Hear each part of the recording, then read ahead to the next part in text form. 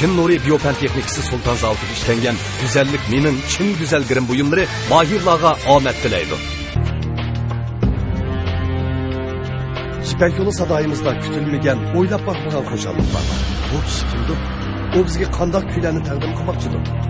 Kütülmegen koşallık, özgüçü sanat ozorunu epkegen bu kişini sahnimizge başlap alaylı.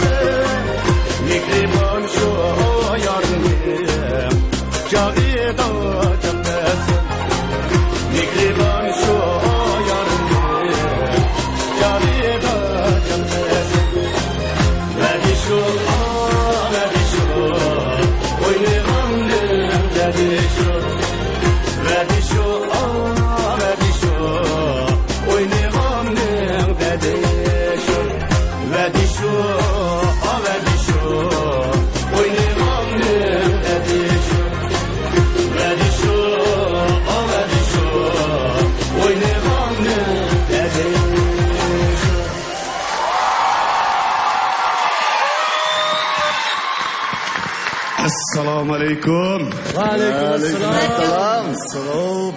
Ben mi çıkıp kaldım baktım ya? Kendi özünüzü bir tanıştırıyor tağa. Benim ismim Men Bulume. Kesipsiz. Vay yaş obdan tudunuz mu? Va bu mu? Özünüz bir karab turgan mı obdan tugan dek mi? Siz yaxşırıp otkan sizler sene?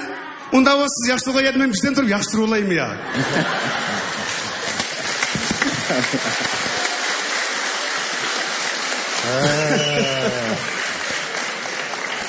Dişim, canım kardeşim, ağabeyim, adamla müştahım, ahmak kılımsın. Ya ahmak kılmadım adaş. Ata aytın mı şu töt onlu da Cenab Şinjan'da işlevatkan filmini koyup ayrıplarımda udulmuş ekilişim. Evet yani gitme. Bu birinci sebep. İkincisi ben uzun boptu. Bir iş kişi oldum şu Cenab Şimali Şinjan'da film işleymen de Tamaşıbılarla biz görüşemedim. Muş münasebet bilen keng tamaşıbılarga, keng halkamızga çin kalbimden salamımni yollayma. Rahmat.